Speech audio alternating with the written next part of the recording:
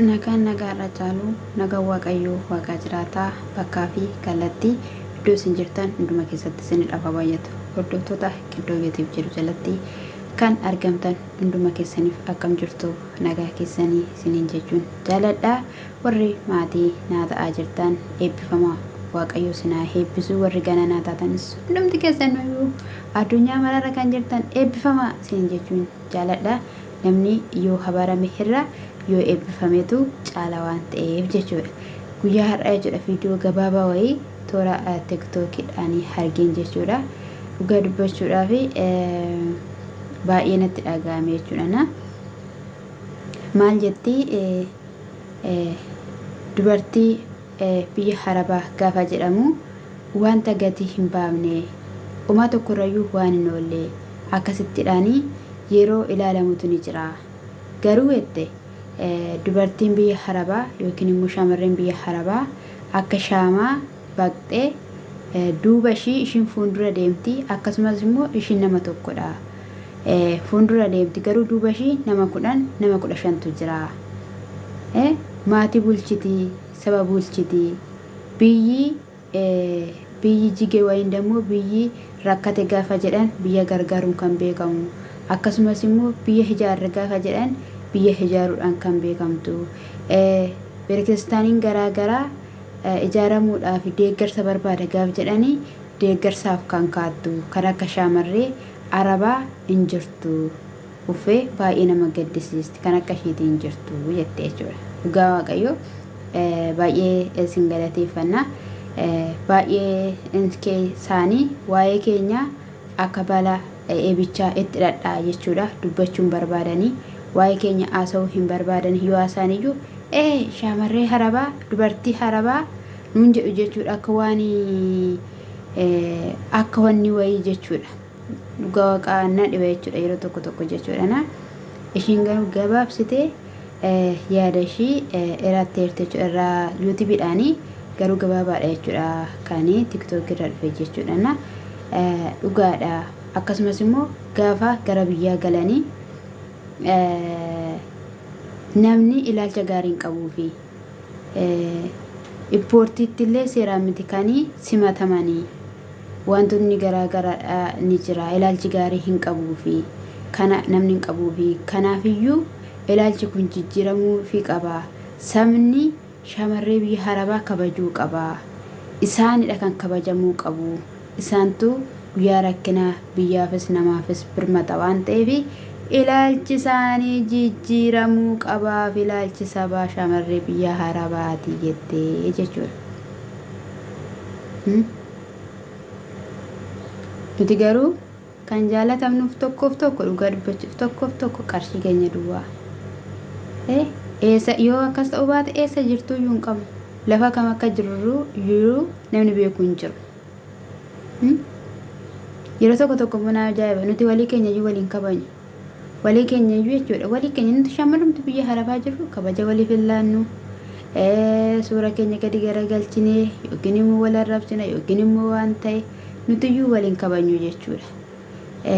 Yeroo baay'ee inni Ameerikaa irraa galee halarraa dhufe Ameerikaa irraa dhufe Awurooppaa irraa dhufe Ingiliz irraa dhufe London irraa dhufe jedhanii yeroo isaanii itti waa kabanii ol buusanii gadi baasan ni jiru jechuudha. Nuti biyya Arabaati dhufte shaamarran Arabaati dubartii Arabaati nuun jedhu jechuudha akka dubartii bunnaa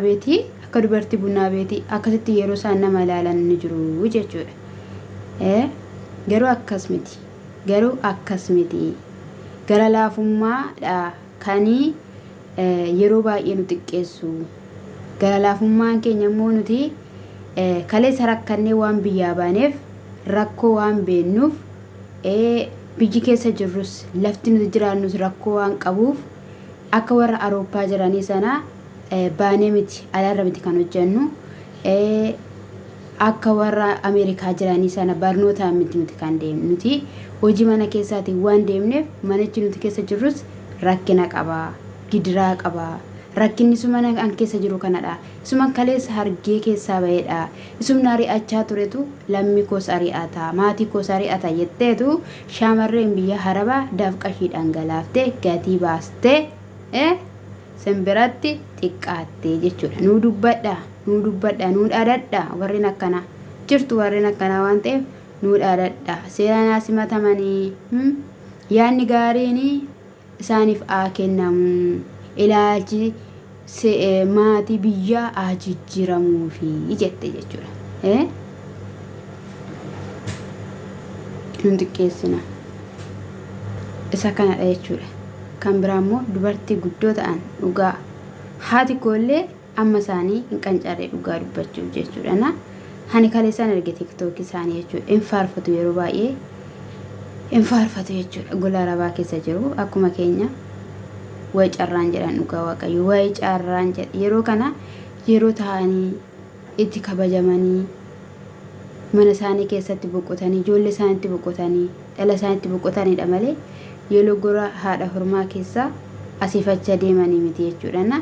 garuu isaanii gola haadha hormaa keessa biyya harabaa jiru jechuudha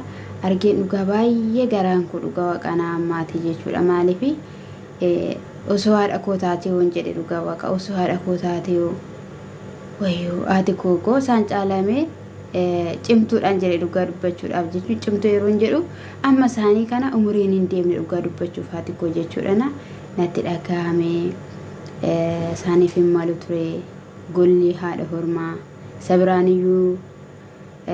gaa gollaadha maal akka ta'e ijoolleen arabaa maal akka nama gootu ni beekna